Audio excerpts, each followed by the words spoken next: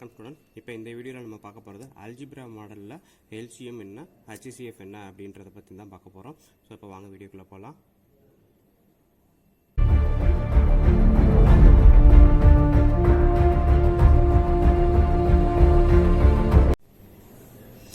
So இப்போ இந்த மாதிரி ஒரு சம் கொடுத்துருக்காங்க. a⁴ b⁴ c⁴3 a⁴ b⁴3 c⁴2 a⁴3 b⁴4 c⁴5 அப்படின்னு கொடுத்துட்டு அதோட எல்சிஎம் கேட்டிருக்காங்கன்னு வச்சுக்கோங்க.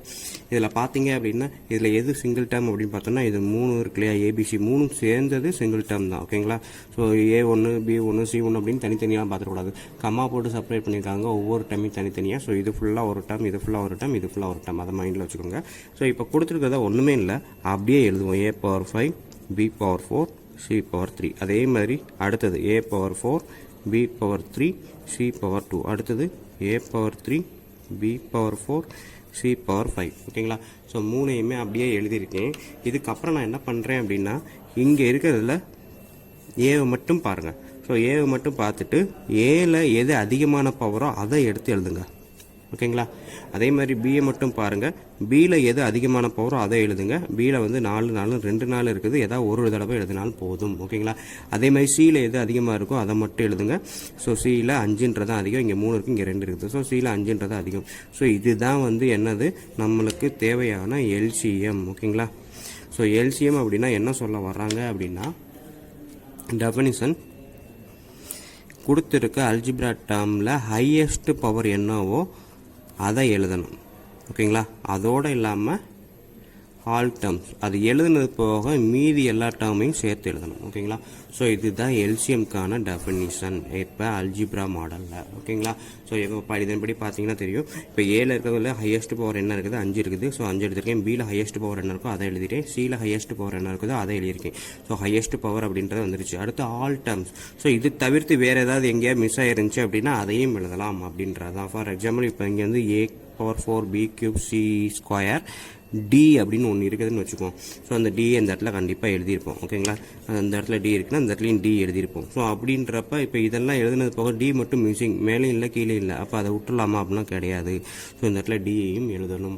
ஸோ அதுதான் ஆல் டேர்ம்ஸ். ஸோ எந்த டேர்மும் மிஸ் ஆகக்கூடாது அப்படின்றது தான். இப்போ C5 எழுதியிருக்கோன்னா C3 எழுதலேன்னு கேட்கக்கூடாது. ஏன்னா C3ன்றது C5க்கு உள்ளே தான் இருக்குது, அதனால தான் இதெல்லாம் எழுதாமல் விட்டுருக்கோம். ஆனால் டின்றது எங்கேயுமே இல்லாதனால கண்டிப்பாக அதை தனியாக எடுத்து எழுத ஆகணும்.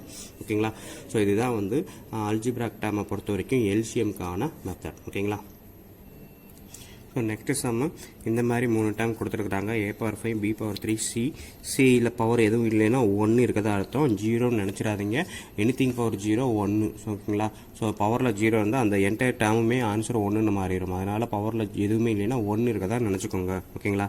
அதுக்கு அடுத்து a² b⁴ c³ a × b². So ஏல பவர் இல்லைனால 1, b² c⁴ d பவர் 1 அப்படின்னு கன்சிடர் பண்ணிக்கோங்க. ஓகேங்களா. ஸோ இந்த 3 டேர்முமே இருக்குது. இது 3க்கும் ஹச்சிசிஎஃப் என்னன்னு கேட்டிருக்கிறாங்க.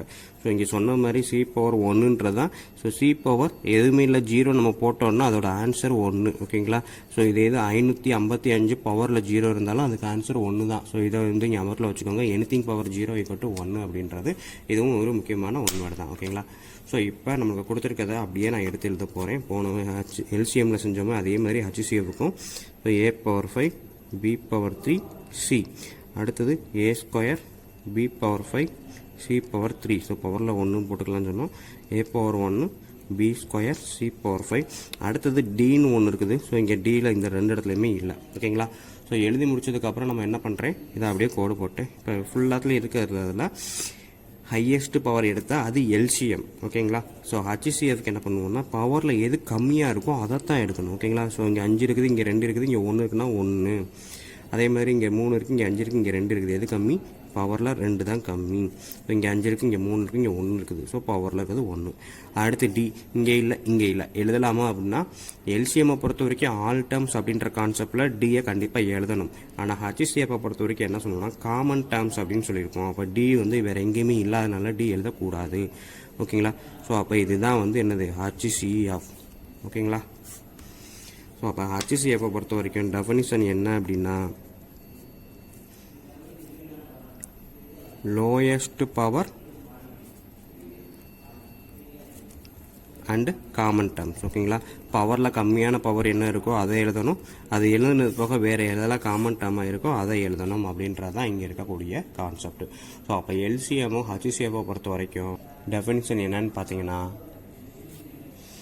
எல்சிஎம்க்கு ஹையஸ்ட் பவர் ஆல் டேர்ம்ஸ், இருக்கிறதுலே பவரில் அதிகமானதையும் அது போக வேறு என்னெல்லாம் இருக்கோ எல்லாத்தையும் எடுத்து எழுதணும். அதே இது ஹச்சிசிஎஃப்பை பொறுத்த வரைக்கும் இருக்கிறதுலே பவர் எது கம்மியோ லோயஸ்ட் பவர் அதையும், அது போக மற்ற மூணுலையும் காமனாக என்ன இருக்கோ அதையும் சேர்த்து எழுதணும். ஸோ இதுதான் எல்சிஎம் அண்ட் ஹச்சிசிஎஃப்கான ரூல்ஸ். ஓகேங்களா, இதை ஞாபகத்தில் வச்சுக்கிட்டீங்க அப்படின்னா கண்டிப்பாக நம்ம அல்ஜிப்ரா மாடலை பொறுத்த வரைக்கும் எப்படிப்பட்ட சம் கொடுத்தாலும் ஈஸியாக நம்மளால் எல்சிஎம் அண்ட் ஹச்சிசிஎஃப் கண்டுபிடிக்க முடியும்.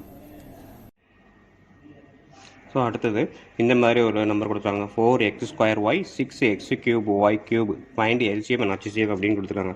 நம்மளை பொறுத்த வரைக்கும் எல்சிஎம் அப்படின்னால என்னது, ஹையஸ்ட் பவர் ஆல் டேர்ம்ஸ். ஓகேங்களா, ஸோ ஃபஸ்ட் இந்த 4x² y அப்படியே எழுதுகிறேன், x² y, அதாவது 6x³ y⁻³. ஓகேங்களா, ஸோ இப்போ இதில் இருக்கக்கூடியதில் எல்சிஎம் பொறுத்த வரைக்கும் நான் எப்படி எழுத போகிறேன், நம்ம கீழே கூட எழுதிடும். ஓகேங்களா, ஸோ கீழே எழுதும்போது உங்களுக்கு ஈஸியாக இருக்கும். இப்போ x² x³ எல்சிஎம்னா பவரில் அதிகமாக இருக்கக்கூடியதை எழுதணும் அப்படின்னு சொன்னோம். ஸோ x³ y⁻³ எதில் பவர் அதிகமாக இருக்குது, y³. ஸோ இப்போ நம்பரில் 4 6, ஸோ 4 6 அப்படின்றப்ப ரெண்டு நம்பர் தனித்தனியாக இருக்குது. ஸோ 4 6 இது நம்ம வந்து எப்பவும் போல் செஞ்சது மாதிரியே 4க்கும் 6க்கும் இருக்கக்கூடிய எல்சிஎம் என்ன அப்படின்றத கண்டுபிடிச்சாலே போதும் தான். ஸோ இதில் பார்த்தோம் அப்படின்னா 2 இருக்குது, 4 வரும், 2 வரும், அதுக்கப்புறம் 4 வரும். இதில் பார்த்தீங்கன்னா 2 வரும், 3 வரும். ஓகேங்களா, ஸோ அப்போ 12 அப்படின்றது எல்சிஎம். ஓகேங்களா, நம்ம ஒன்றும் இல்லை, இப்படி போட்டு பார்த்தோம்னாலும் தெரியும், 2 4 3 2 6. ஸோ 2 2 3 3 1 1. ஸோ 2 2 4 3 12. 12 அப்படின்றது எல்சிஎம் அப்படின்னா 4க்கும் 6க்கும் இருக்கக்கூடிய எல்சிஎம் 12 அப்படின்னா சிம்பிளாக இப்படி முடிச்சிடலாம். ஸோ இதுதான் வந்து என்னது எல்சிஎம் அப்படின்னு முடிச்சிடலாம். ஓகேங்களா, ஸோ பவரில் அதிகமாக இருக்கக்கூடிய பவரையும் நம்பர்ஸ் இருந்துச்சுன்னா அந்த நம்பர்ஸில் காமனாக இருக்கக்கூடிய நம்பர்ஸையும் நம்ம எடுத்து எழுதணும் அப்படின்றது தான் இங்கே இருக்கக்கூடிய எல்சிஎம். அதே இது ஹச்சிசிஎஃப் அப்படின்னா இங்கே இருக்கக்கூடியதில் 4x² y 6x³ y³ இந்த ரெண்டு நம்பர்லையும் இருக்கக்கூடியதில் கம்மியான பவர் என்ன அப்படின்றது தான் பார்ப்போம். ஸோ ஹச்சிசிஎஃப் அப்படின்றப்ப x² x³ x² கம்மியாக இருக்குது, y⁻³ yன்றது கம்மியாக இருக்குது.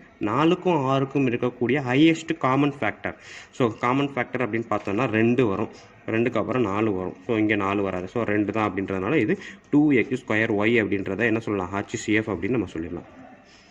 ஓகேங்களா, ஸோ இந்த நம்பர் டேரெக்டாக எடுக்க முடிஞ்சால் நம்ம எடுத்து போடுங்க, அப்படி இல்லை அப்படின்னா சைடில் போட்டு பார்த்துருங்க. ஓகேங்களா, இங்கேயே தெரியும் 2 எடுத்திருக்கேன், இது 2க்கும் பொதுவான நம்பர், அதுக்கப்புறம் 2க்கும் 3க்கும் காமனாக எந்த நம்பரும் கிடையாதுன்றனால அந்த 2ஓட நிப்பாட்டியிருப்போம், அதுதான் வந்து ஹச்சிசிஎஃப் அப்படின்னு முடிச்சிருப்போம்.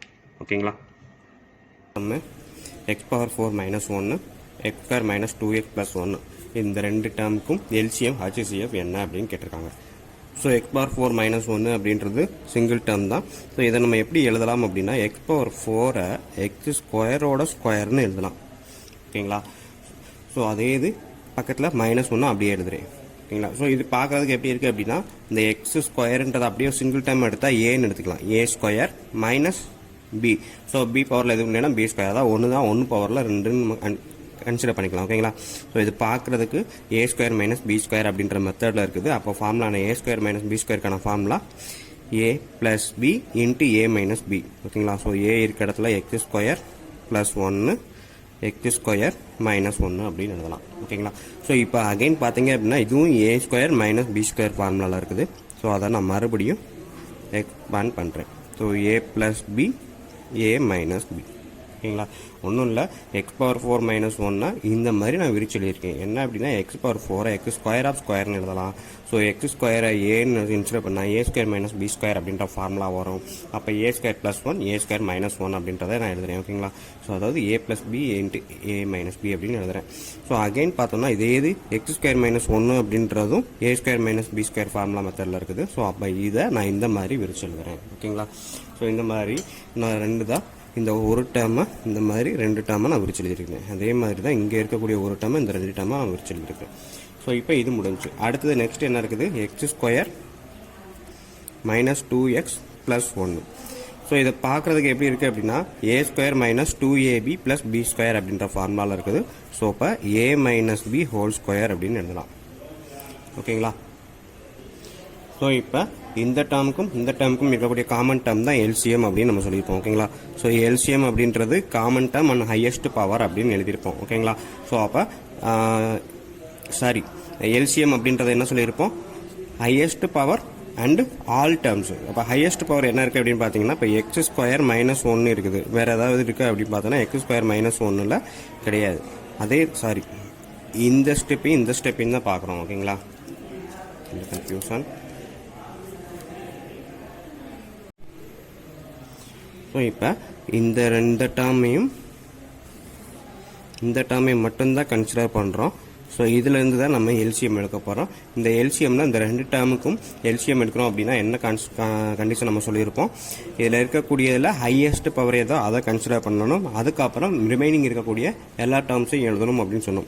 ஸோ இப்போ இங்கே இருக்கிறதுல இது எக்ஸ் மைனஸ் 1 ஹோல் ஸ்கொயர்ன்ற ஒன்று இருக்குது. இங்கே வந்து பார்த்தீங்கன்னா எக்ஸ் மைனஸ் 1 இருக்குது. ஸோ அப்போ இது ரெண்டுக்கும் கம்பேர் பண்ணும்போது இது highest term. So X minus 1 whole square அப்படின்றத நான் கன்சிடர் பண்ணியாச்சு. ஓகேங்களா? அப்போ இது முடிஞ்சு. மீதி இருக்கக்கூடியது ஆல் டேர்ம்ஸ். ஸோ என்ன இருக்குது? X square plus 1 X plus 1.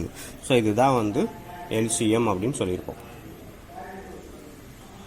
ஓகேங்களா? ஸோ எல்சிஎம் அப்படின்றது இன்னொரு சொல்லிடுறேன். எக்ஸ் மைனஸ் 1 ஹோல் ஸ்கொயர்ன்றது இந்த டேர்மை கன்சிடர் பண்ணுறேன். இங்கே எக்ஸ் மைனஸ் 1 இருக்குது. ஸோ ரெண்டில் எது ஹையஸ்ட் பவர்னா பவரில் 2 இருக்கிறதுனால இது ஹையஸ்ட் பவர். ஸோ இதை எழுதிட்டேன். இதை கட் பண்ணியாச்சு. ரெண்டுக்கும் ஹையஸ்ட் பவர் எழுதுனதுனால ரிமைனிங் இருக்கக்கூடிய ஆல் டேர்ம்ஸ். ஸோ இதை ஃபுல்லாக அப்படியே எழுதுறேன். இது எல்சிஎம் அப்படின்னு நம்ம சொல்லிடலாம். ஓகேங்களா? அடுத்தது HCF எழுத போகிறோம். ஸோ HCF அப்படின்றப்ப என்ன சொன்னோம்?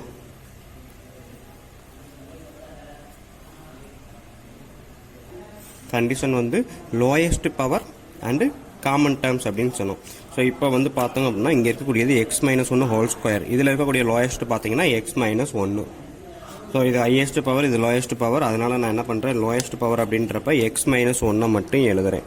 Plus common term. இது தவிர வேறு ஏதாவது காமன் டேர்ம் இருக்கா? எதுவுமே கிடையாது. ஸோ அப்போ HCF வந்து எக்ஸ் மைனஸ் 1, எல்சிஎம் வந்து அங்கே மேலே இருக்கக்கூடிய X minus 1 whole square into X square plus 1 into X plus 1.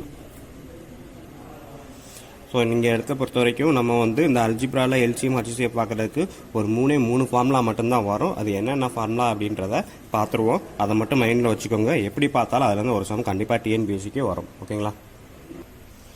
டிஎன்பிஎஸ்சியை பொறுத்த வரைக்கும் இந்த 4 ஃபார்முலாவை மட்டும் நம்ம கரெக்டாக எப்போ வேணாலும் கேட்டாலும் சொல்கிற மாதிரி ரெடியாக இருந்தோம் அப்படின்னா கண்டிப்பாக ஒரு மார்க் வந்து டிஎன்பிஎஸ்சியில் மேக்ஸில் இருந்து இந்த எல்சிஎம் HCFலேருந்து அழகாக அடிச்சிடலாம். ஓகேங்களா? ஸோ ஃபார்முலா என்ன அப்படின்னா A plus B whole square formula A square plus 2ab plus B square. அடுத்தது A square minus B square அப்படின்னா A plus B into A minus B.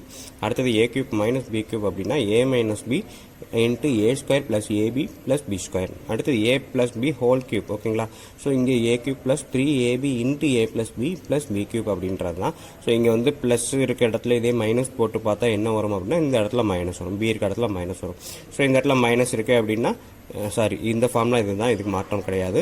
இந்த இடத்துல ப்ளஸ் இருந்துச்சு அப்படின்னா அதே இது இங்கே ப்ளஸ் வரும், இங்கே மைனஸ் வரும். ஸோ இங்கே மைனஸ் இருந்துச்சு அப்படின்னா இந்த இடத்துல நடுவில் மைனஸ் வரும். ஸோ அது போக இங்கே ஒரு மைனஸ் வரும். ஸோ இந்த மாதிரி நம்ம தெரிஞ்சு பார்த்துக்கிட்டாலே போதும் தான். கண்டிப்பாக நம்மளால் ஈஸியாக ஒரு மார்க்காக அடிச்சிடலாம் எல்சிஎம் HCFலேருந்து. ஓகேங்களா? ஓகே, நெக்ஸ்ட் வீடியோவில் பார்ப்போம். நன்றி.